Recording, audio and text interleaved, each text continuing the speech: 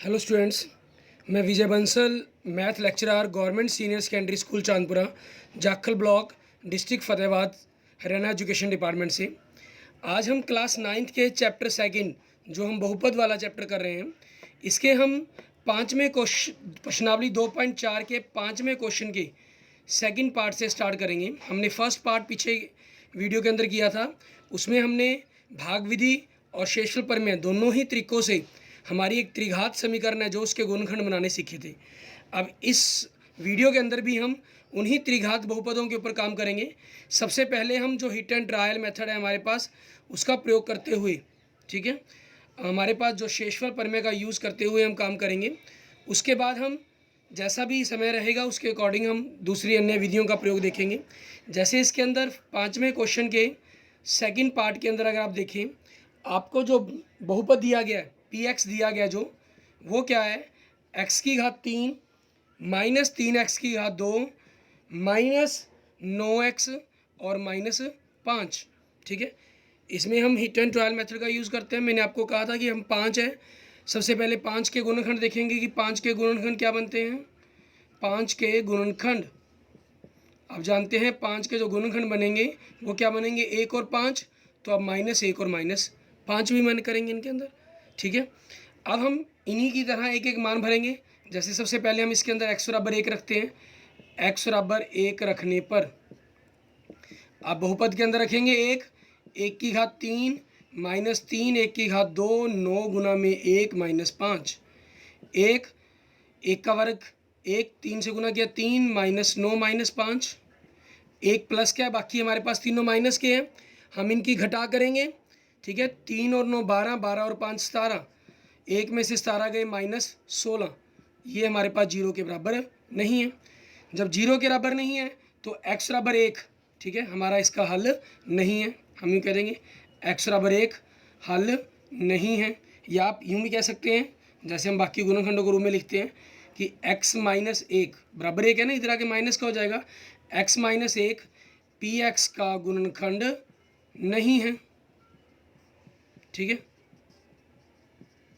उसके बाद हम दूसरा मान रखेंगे, हम -1 रखते हैं इसके अंदर हम। ठीक है, प्लस के साथ माइनस वाला भी साथ की साथ ही रख कर देख लें हमेशा। ठीक है, -1 वाला रखेंगे, -1 की घात 3 गुना में 3 -1 की घात 2 -9 गुना में -1 -5। 1 का घन करेंगे कितना आएगा हमारे पास, 1 आएगा। ठीक है, 1 का घन करेंगे तो हमें 1 आएगा। हम यहाँ पर देखें -1 हो जाएगा, क्योंकि घन कर रहे हैं हम, घन करने के कारण हमारे पास क्या होगा, इसका -1 हो जाएगा। ठीक है, और -1 का वर्ग क्या होगा, प्लस को -3 से गुना करेंगे -3, और -1 को -9 से किया माइनस माइनस प्लस 9 -5। 3 रकमें माइनस किए, इन तीनों को आपस में जोड़ेंगे, -1 और -3 -4 और -5 -9 प्लस 9 बराबर में 0। ठीक है, हमारे पास ये 0 के बराबर आ गया। इसका मतलब क्या हुआ हमारे पास ये चीज़, कि जो आपका x बराबर -1 आपने रख रहे हैं यहाँ पर। ठीक है, यहाँ आप बीच में एक लाइन और ऐड जरूर लिख लें। ठीक है, यहाँ हम रह गई है कि x बराबर -1 रखने पर, ठीक है, इसको जरूर लिखें कि x बराबर -1 रखने पर। अब -1 आपका दूसरी तरफ जाकर क्या हो जाएगा, प्लस का 1 हो जाएगा। तो मतलब x प्लस 1 आपके पास क्या हो जाएगा, पी एक्स का गुणनखंड है। ठीक है, ये क्या हो जाएगा, इसका गुणनखंड है हो जाएगा। अब आप तीसरा मान भरेंगे, 5 भरेंगे। ठीक है, कि 5 हमारे पास 5 है या -5 पर बन रहा है, उसको देखेंगे। अब लिखेंगे x बराबर 5 रखने पर, x बराबर 5 रखने पर क्या हुआ हमारे पास, p के अंदर 5 रखेंगे x की जगह, 5 की घात 3 -3 5 की घात 2 -9 गुना में 5 -5। ठीक है, ये हो जाएगा हमारे पास। हम इनको करेंगे 9 गुना 5 -5 करने के बाद 5 का घन कितना हो गया, 125, और इधर 5 का वर्ग 25, 25 थी 75, -9 पंजे 45 -5, 125, 75 और 45 120 और 5 125, कितना आ गया, 0 आ गया। तो ये हमारे पास इसका शून्य बन जाएगा। x बराबर 5 आपका इसका शून्य हो गया, तो मतलब इसको दूसरी तरफ लेके जाएंगे तो x -5 पी एक्स का गुणनखंड है। ठीक है, आपके पास क्या हो जाएगा, इसका गुणनखंड है। अब पी एक्स बराबर, मैं -5 क्यों नहीं भर कर देख रहा यहाँ पर, क्योंकि आपको 5 दिया गया। अगर 5 गुणनखंड बन गया तो अगर -5 भी बना तो 5 5 25 बन जाएगा, जबकि हमारे पास है 5, तो मतलब 5 वाला तो एक ही होना चाहिए था, और एक हमारे पास एक वाला आ गया। अब तीसरा गुणनखंड क्या होगा, तीसरा गुणनखंड भी आपका यही होगा, मतलब ये गुणनखंड आपका 2 बार आ रहा होगा x+1 वाला। तो आप इसमें क्या करेंगे, x+1 गुना में x+1 गुना में x - 5। ठीक है, देख सकते हैं हम इनकी, एक को 1 से गुना किया 1, एक को 5 से गुना किया 5, और प्लस को प्लस से गुना किया प्लस, प्लस को -5 से गुना किया -5। ठीक है, ये हमारे पास बन जाएगा इसका। ऐसे ही हम आगे, इसका सेकंड भाग था हमारे पास ये, हम इसका थर्ड भाग देखेंगे, जिसके अंदर मैंने आपको पिछली वीडियो में बताया था आपको +20 दिया हुआ है, और 20 के कारण इसके 12 गुणनखंड बने थे। तो उनको हम किस तरीके से सॉल्व करेंगे, हम वो देखेंगे नेक्स्ट पार्ट के अंदर। 5वें क्वेश्चन का तीसरा भाग देखें। इसमें हमें जो बहुपद दिया गया x³ + 13x² + 32x + 20 दिया गया। अब हम इस पर देखेंगे कि इसको हम किस तरीके से करेंगे। हमारे पास देखिए हमें बहुपद दिया गया तीसरे भाग के अंदर 5वें क्वेश्चन का। ठीक है, हमें जो px दिया गया इसको हमने किस प्रकार से करना है। px दिया गया हमें x³ + 13x² + 32x + 20। ठीक है, अब इन पर काम करेंगे। अब हमारे पास सबसे लास्ट में क्या 20, तो 20 के गुणनखंड, 20 के गुणनखंड क्या बनेंगे, 1 2, 1 के पहाड़े पर आता है, 2 के पहाड़े पर आता है, 4 पर, 5 पर, 10 पर और 20 पर। फिर इन्हीं के साथ इनकी माइनस में संख्याएं ले लेंगे हम। ठीक है, ये होगी हमारे पास सारी। अब इन पर काम करना है। हम सबसे पहले 1 रखेंगे, फिर 2, फिर 4, ये रखते चले जाएंगे। x = 1 रखने पर इसको देखते हैं।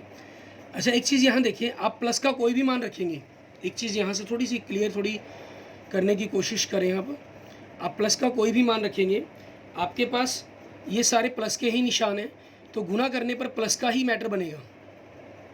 ठीक है, मतलब रकमें आपकी आपस में जुड़ेंगी। ठीक है, तो इसके अंदर मतलब आपके पास जो रकमें हैं वो ऑब्वियसली माइनस वाली होनी चाहिए। ठीक है, तभी आपके पास इसके गुणनखंड बन सकते हैं। इसका मतलब तो ये हुआ। ठीक है, अब देखते हैं कि इन पर किस प्रकार से करेंगे। हम प्लस रखना चाहें तो यहाँ से एक बार थोड़े माइनस वाले हम रिजेक्ट कर लेते हैं, एक बार हम -1 रख के देखते हैं। ठीक है, हम प्लस की जगह माइनस वाले रख कर देखते हैं। पी के अंदर -1 रखा हमने,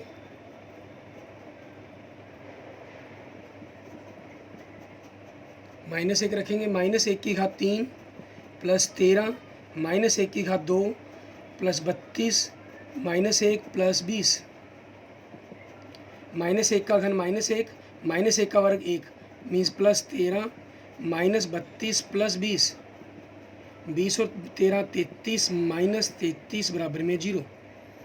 तो ये बन गया हमारे पास। ठीक है, p -1 आ गया। अब इसके बाद अगला हम दूसरा रख के देख लेते हैं, -2 रख के देख लेते हैं। x = -2 रखने पर, ठीक है, x = -2 रखने पर क्या बन रहा है वो देखेंगे हम। p के अंदर -2 रखते हैं हम।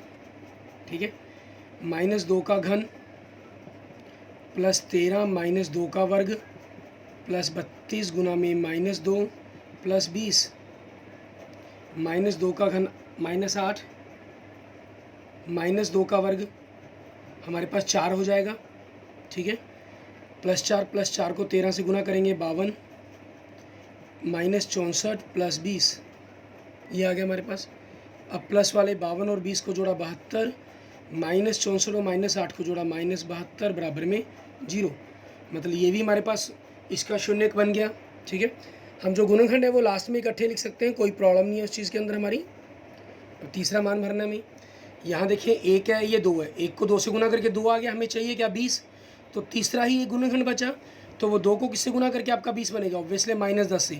प्लस वाले तो देखो हमने वैसे ही रिजेक्ट कर दिए थे, क्योंकि प्लस वालों का मतलब क्या था कि आपके पास अगर हम प्लस वाला यूज़ करते इसके अंदर तो आपकी ये सारी रकमें गुण रखने पर मान और बढ़ जाते, मीन 0 कभी नहीं बनना था उन्होंने, इसलिए हमने माइनस वाले मान रखे। ठीक है, 6 वैसे ही रिजेक्ट हो गए, 2 के मान भर के हमारे पास आंसर आ गए। अब हम इन 2 को, क्योंकि गुना करके 2 बन रहा है तो 2 को 10 से ही गुना करके आपका 20 बन सकता है, तो हम सीधा इसमें तीसरा मान रख देंगे x बराबर -10 रखने पर, ठीक है।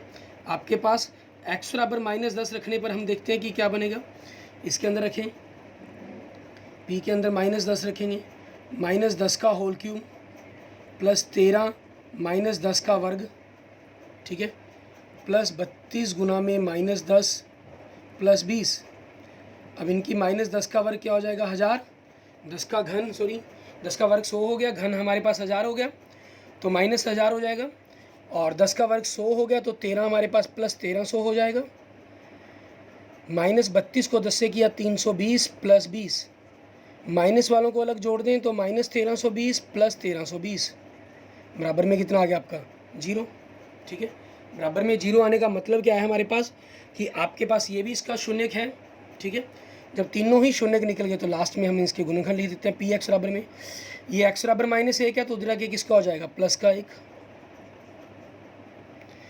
दूसरा गुना में लिख करेंगे x -2 उधर के किसका हो जाएगा x प्लस 2, और तीसरा x प्लस 10, ठीक है।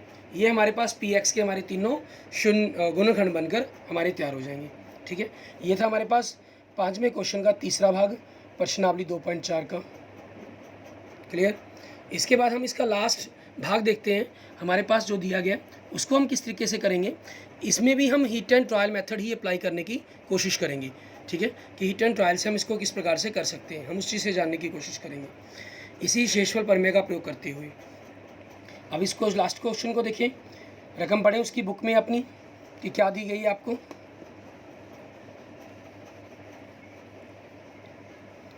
लास्ट क्वेश्चन हम देखें, आपको दिया गया 2y³ plus y² minus 2y minus 1, ठीक है, ये दिया गया आपको। यहाँ आपके पास पहले मैं इसको इसी शेषफल प्रमेय का प्रयोग करके दिखाता हूँ, फिर आपको एक अलग हिट एंड ट्रायल के अंदर ही हम डायरेक्ट गुणनखंड अगर बना पाते हैं उसके बारे में बताऊँगा कि किस तरीके से आप कर सकते हैं। जैसे 5वें क्वेश्चन का हम लास्ट चौथा भाग कर रहे हैं। आपको दिया गया 2y³ plus y² minus 2y minus 1, ठीक है। अब इस पर हम क्या करेंगे, इसको हम पी वाई बराबर मान लेते हैं। तो यहाँ लास्ट में -1 है तो 1 के गुणनखंड, वैसे तो एक्चुअल में 1 ही बनना था और साथ में -1 हो गया, क्योंकि यहाँ y के साथ 2 है तो इसके में 1/2 भी बनेगा और -1/2 भी बनेगा, ठीक है। इसको जो बनाएंगे, अब y बराबर 1 रखने पर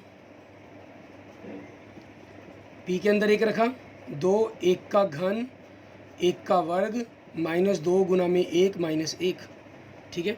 अब इसमें हमारे पास क्या आ जाएगा, हम करें 1 का घन 1 को 2 से गुना किया 2 प्लस 1 -2 माइनस 1, -2 प्लस 1 कट गया, बराबर में क्या आ गया 0, मतलब ये इसका एक शून्यक बन गया तो यहाँ से गुणनखंड बन जाएगा। अब दूसरा मान रखते हैं -1 रखने पर, ठीक है। -1 रखने पर क्या होगा हमारे पास, वो देखेंगे 2 -1 का घन प्लस -1 का वर्ग 2 गुना में -1 माइनस 1, -1 का घन -1 होगा, 2 से गुना करके -2, -1 का वर्ग प्लस -2 -1 प्लस 2 -1, ये इससे कट गया, घन इससे कट गया, बराबर में क्या आ गया 0, मतलब तीसरा भी शून्य हो गया इसका, मतलब यहाँ से हमें दूसरा गुणनखंड मिल जाएगा। अब हमें तीसरा गुणनखंड पता करना है कि हम किसको, अब यहाँ सोचना है कि हम प्लस वाले को भरें या माइनस वाले को भरें। तो यहाँ से अगर आप थोड़ा सा ध्यान दें, आपके पास एक y माइनस 1 बनेगा गुणनखंड, यहाँ से y प्लस 1 बनेगा, तो प्लस को माइनस से गुना करके माइनस आ गया, ठीक है। अब अगर आप माइनस वाला लोगे प्लस वाला लोगे तो उधर के माइनस का हो जाएगा, ठीक है। मीन्स अगर आप ये लेते हो, मान लेते हैं आप ये लेते हो तो 2 उधर के गुना में 2 बराबर में 1 मीन्स 2y माइनस 1, तो माइनस माइनस प्लस, प्लस को प्लस से गुना के प्लस, हमें क्या चाहिए ये माइनस का, तो मतलब जो ये लास्ट वाला बचा यही इसका एक शून्य बनेगा, ठीक है। हमने हिट एंड ट्रायल से इसको चेक किया, देखा। अब हम इसका मान भरकर भी देख लेते हैं। y बराबर -1/2 रखने पर आपके पास p -1/2 रखेंगे, 2 गुना में -1/2 का घन प्लस -1/2 का वर्ग -2 गुना में -1/2 -1, ठीक है। अब यहाँ से देखें 2, -1 का घन -1 8 प्लस 1 का वर्ग 1, 2 का वर्ग 4, ये कट गया 4, 2 से 2 कट गया, माइनस माइनस प्लस 1 -1, ठीक है। ये चीज़ें हमारे पास। अब इनको अगर आप देखें थोड़ा सा, +1 और -1 तो आपके कट गए, ठीक है, यहाँ से कैंसिल हो जाते हैं आपके। और इस तरफ से आगे देखिए हमारे पास क्या है, -1/4 + 1/4 ये बचा। ये भी क्या हुए आपके, एक माइनस का एक प्लस का कैंसिल हो गया, बराबर में क्या आ गया 0, मतलब तीनों आपके शून्य मिल गए आपको, ठीक है। तो पी वाई बराबर में क्या लिखेंगे आप यहाँ से, एक तो y -1 हो गया, दूसरा एक y प्लस यहाँ से बनेगा आपका, और तीसरा ये 2 उधर के गुना का हो गया 2y, और माइनस का 1 उधर के किसका हो जाएगा प्लस का 1, मतलब आपका ये तीसरा गुणनखंड बन जाएगा, ठीक है। आगे हम इसी क्वेश्चंस को, इन्हीं क्वेश्चन को मैं आपको एक अलग तरीके से कि हम कैसे डायरेक्ट भी कर सकते हैं उनके ऊपर हम बात करेंगे, उनको देखते हैं। इसमें हमने क्या किया, इसी क्वेश्चन को हम एक अलग विधि से करके देखते हैं, ठीक है, जो हमने भाग विधि पिछली वीडियो में की थी। यहाँ फिर मैं आपको वही दोबारा एक बार वीडियो में समझा रहा हूँ। हमें पी वाई बराबर दिया हुआ था, चौथा ही क्वेश्चन कर रहे हैं हम, ठीक है, 5वें क्वेश्चन का चौथा क्वेश्चन कर रहे हैं 2.4 का, 9th क्लास का। 1 के गुणनखंड हमें ये दिए हुए हैं। यहाँ हम ये मानकर चलते हैं हमें जो 1/2 करना है वो हमें नहीं आता, ठीक है, हमें उसकी जरूरत भी नहीं होती आपके, क्योंकि एक गुणनखंड कम से कम जो भी दिया गया होगा उससे बन जाते हैं। आपने y बराबर 1 रखा, रखने पर आपके पास ये वैल्यूज़ बनी थी, पिछले हम कभी करके हटे हैं, ठीक है, वो कट कर हमारे पास 0 आ गया था। मतलब आपके पास y बराबर 1 हुआ, तो इसका मतलब अर्थात क्या हुआ कि y - 1 आपके पास पी वाई का गुणनखंड है, ठीक है, ये इसका गुणनखंड है। अब हम क्या करेंगे, भाग करेंगे, भाग विधि द्वारा, भाग विधि द्वारा इसको हम भाग कर रहे हैं, यहाँ पर भाग करेंगे अब, ठीक है, क्योंकि उस तरफ हमारे पास जगह कम है।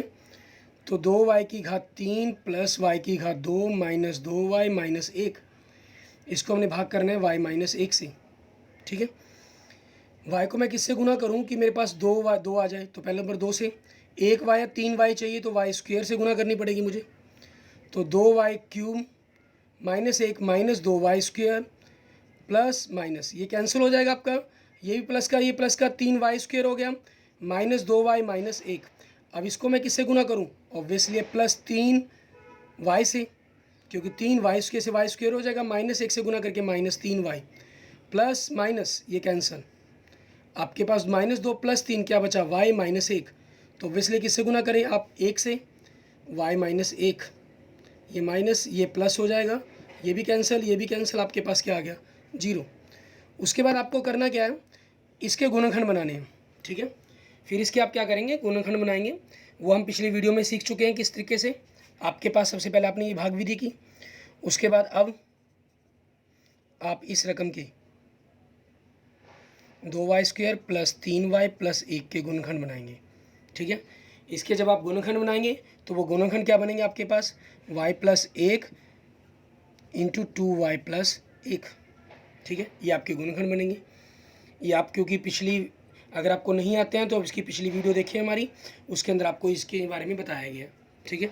और लास्ट में फिर आपके पास क्या हो जाएगा, आप यहाँ पर फिर काम में करेंगे सारा काम ये, ठीक है ना, क्योंकि हम बना चुके हैं इसलिए मैं डायरेक्ट लिख रहा हूँ यहाँ पर। पी वाई बराबर में क्या हो जाएगा, y - 1 और y + 1 और 2y + 1, ये इसके गुणनखंड बन जाएंगे आपके तीनों, ठीक है। यही गुणनखंड आप देखें हमने किस में बनाए थे, अभी हमने अभी प्रयोग किया था शेषफल प्रमेय का, उसके अंदर भी हमने इसी मेथड से किए, ठीक है। अब हमने भाग विधि का किया, पहले आप एक गुणनखंड पता करते हैं इसमें, ठीक है, पर शेषफल प्रमेय विधि या हिट एंड ट्रायल मेथड, जो हम उसका दूसरा व्यू कह लेते हैं, एक प्रकार से हिट करना, मतलब कि मेथड को, ऐसा मेथड जिसके अंदर हम ट्राई करते हैं, ट्राई करके हम एग्जैक्ट आंसर तक पहुँचते हैं, ठीक है। और जो प्रमेय हम यूज़ कर रहे हैं ये मान भरने वाली, इसको हम शेषफल प्रमेय कहते हैं। आपने एक गुणनखंड निकाला, फिर इसी गुणनखंड से भाग करेंगे, फिर जो आपका ये भागफल आया आप इस भागफल के गुणनखंड बनाएंगे, वहाँ से आपको 2 गुणनखंड मिलेंगे। एक गुणनखंड ये हो गया, ये त्रिघात थी इसलिए 3 गुणनखंड बनने थे, तीनों के तीनों गुणनखंड आपके पास आ जाएंगे, ठीक है। अब इसी क्वेश्चन को हम एक अलग विधि से देखते हैं, ठीक है। आपके डायरेक्ट अगर हमें गुणनखंड बनाने हो तो हम कैसे करें, ठीक है। फिर उसके अंदर हम इनको भाग भी नहीं करते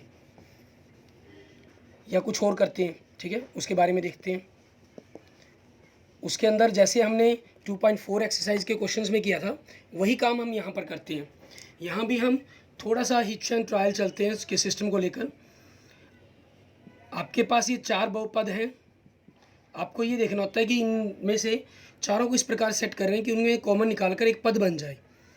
आप अगर पहले दो में से देखें 2y कॉमन निकाल दें तो क्या बचेगा, वाई स्क्वायर, क्योंकि वाई क्यूब था ये 2 बाहर जा चुके हैं, -1। और यहाँ देखें आपके पास इनमें से कोई कॉमन नहीं निकलता तो वाई स्क्वायर -1। आपने वाई स्क्वायर -1 आप इसका कॉमन निकाल लेते हैं, बचा क्या 2y + 1। अब यहाँ पर a स्क्वायर - b स्क्वायर आपका फार्मूला यूज़ होता है। a स्क्वायर - b स्क्वायर का फार्मूला क्या है, a - b a + b × 2y + 1। ठीक है, आपके पास ये बन जाएगा। ये हमने किया 2.4 प्रश्नावली का एक्सरसाइज का क्वेश्चन नंबर 5 का चौथा भाग। ठीक है, मैंने आपको ये जो सभी क्वेश्चंस हैं अलग अलग विधियों से कर दिखाए हैं कि हम किस किस ढंग से उनको कर सकते हैं। ठीक है, वो हम पर डिपेंड करता है कि हम कौन सी विधि का प्रयोग करते हैं। यहाँ पर इसके अंदर ये जो विधि है, ठीक है, क्योंकि आपके पास यहाँ पता चल रहा था कि कॉमन निकल रहा था, ऐसे कई क्वेश्चन है जिनमें कॉमन नहीं निकलता, तो फिर उसमें हमें क्या करना होता है, हमें जोड़ घटा इस ढंग से बनाने होते हैं उनके अंदर, ताकि वो बड़ी ही आसानी से निकल जाए। जैसे मैं इसका फर्स्ट भाग मैंने आपको भाग विधि से भी सिखाया है और शेषफल परिमेय विधि का भी प्रयोग किया है। हम उस पर गुणनखंड विधि का प्रयोग करके देखते हैं कि क्या वो गुणनखंड परिमेय विधि इसमें उस पर लागू लगती है। ठीक है, उसका भी हम प्रयोग करते हैं इसके अंदर। हमारे पास एक्सरसाइज 2.4 क्वेश्चन नंबर 5 का फर्स्ट पार्ट। ठीक है, हमें px दिया गया है x³ - 2x² - x + 2। आप x³ - x इन दोनों में से अलग कर लिया, इन दोनों को अलग कर लिया। ठीक है, इन दोनों में से देखें x कॉमन निकाला तो x² -1 हो गया, इनमें से 2 कॉमन निकल सकते हैं तो x², क्योंकि माइनस कॉमन निकाले तो यहाँ माइनस, तो दोनों में से x² -1 कॉमन तो x - 2। फिर देखिए यहाँ पर a² - b स्क्वायर का फार्मूला अप्लाई हो गया आपका। a² b स्क्वायर का फार्मूला क्या, x², 1 को आप 1 का स्क्वायर लिखेंगे। ठीक है, और a - b a + b।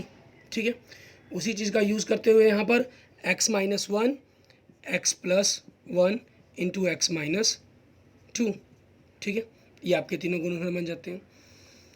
मैंने इसका फर्स्ट 5वें क्वेश्चन का और फोर्थ पार्ट ये आपको तीनों विधियों से करवाया है। ठीक है, और सेकंड और थर्ड पार्ट के अंदर आपको मैंने शेषफल परिमेय का ही प्रयोग किया है। आप उसमें वैसे सबसे बेस्ट है, आपके पास रहता है शेषफल परिमेय का ही प्रयोग करें, लेकिन आपको जो भी विधि लगे वो आप यूज़ कर सकते हैं। सेकंड और फोर्थ में आप जब ये गुणनखंड विधि अप्लाई करने की कोशिश करते हैं तो उसमें आपको कुछ जोड़ घटा करने पड़ते हैं। ठीक है, तो वो आपके लिए थोड़ा सा लेंथी क्वेश्चन हो जाता है, बड़ा क्वेश्चन हो जाता है। उसी कारण मैंने इसी चीज़ों पर आपको छोड़ा हुआ है कि हम इन्हीं पर यहाँ तक ही कर लें, इन्हीं मेथड से। ठीक है, हाँ, भाग विधि का प्रयोग आप किसी भी क्वेश्चन के अंदर कर सकते हैं, क्योंकि उसमें सिर्फ आपको एक शून्यक पता करना होता है और उस एक शून्यक से आपके पास एक गुणनखंड आता है। उस गुणनखंड से आप भाग करके बाकी 2 शून्यकों के लिए भागफल पता करते हैं। ठीक है, उस भागफल के 2 गुणनखंड बनाकर आपके पास 2 अन्य गुणनखंड आ जाते हैं, जिससे आपके पास तीनों के तीनों गुणनखंड बन जाते हैं। ठीक है, ओके, थैंक यू स्टूडेंट्स। हमने 5वें क्वेश्चन को कंप्लीट किया। आप हम जो अगली एक्सरसाइज करेंगे उसके अंदर हम अलग अलग सर्व समीकरणों का प्रयोग करके देखेंगे। हमारी जो प्रश्नावली 2.5 है उसमें अलग अलग सर्व समीकरण दी गई हैं, आप उनको थोड़ा सा रीड कीजिएगा। मैं आपको बताता हूँ क्या होती हैं सर्व समीकरण, उनके बारे में भी बात करेंगे। सर्व समीकरण वो सर्व सत्य जो हर जगह मंजूर किए गए हैं। मीन्स ऐसा कोई भी दुनिया का कोई मेथड नहीं है, कोई चीज़ नहीं है जिसके ऊपर ये एप्लीकेबल नहीं है, तो इनको हम सर्व समीकरण कहते हैं। सर्व समीकरणों के लिए वैसे जनरली हम 3 लाइंस का सिंबल यूज़ करते हैं। ठीक है, इक्विवेलेंस के तौर पर, लेकिन जनरली जब लिखा जाता है इनको तो 2 लाइंस के साथ ही लिखा जाता है। कहीं भी आपको 3 लाइंस के साथ नहीं मिलेंगी। ठीक है, सिर्फ वो आपकी नॉलेज के लिए, कई बार आपको कंपटीशन एग्जाम के अंदर कोई चीज़ मिल जाए तो कन्फ्यूज़ ना हो आप।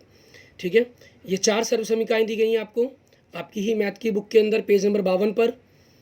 उसके बाद नेक्स्ट पेज पर अगर आप देखेंगे, ठीक है, सर्व समीकरण पेज नंबर आपको नेक्स्ट मिलेगा 54 पर। सर्व समीकरण 5 आपकी लिखी हुई मिलेगी, जो 3 संख्याओं का वर्ग करती है, उनके जोड़ का x plus y plus z का वर्ग।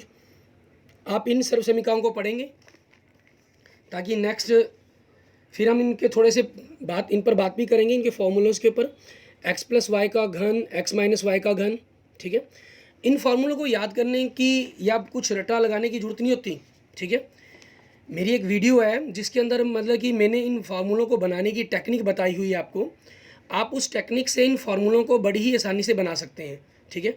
उसके लिए आपको जितनी भी ये वीडियोज़ हैं, सर्व समीकरणाएँ हैं, ठीक है, उन सर्व समीकरणों का जो टोटली प्रूफ है, हम एक्टिविटी से भी इन चीज़ों को कर लेते हैं और बड़ी ही एक आसानी से टेक्निक, एक दिमाग के अंदर प्रोसेस चलता है इनका, ठीक है। उस प्रोसेस से हम अपने दिमाग के अंदर इनको हमेशा के लिए फीड भी कर सकते हैं, जिसके अंदर हमें कुछ भी ऐसा अलग से याद करने की या कुछ ज़रूरत नहीं पड़ती कि हमें कुछ अलग से कोई चीज़ याद करनी पड़ेगी। ऐसा हमें कुछ नहीं करना होता इसके अंदर, ठीक है। उसका जो लिंक है आपको मैं डिस्क्रिप्शन में डाल दूंगा, अगर आप देखना चाहें तो आप देख लीजिएगा।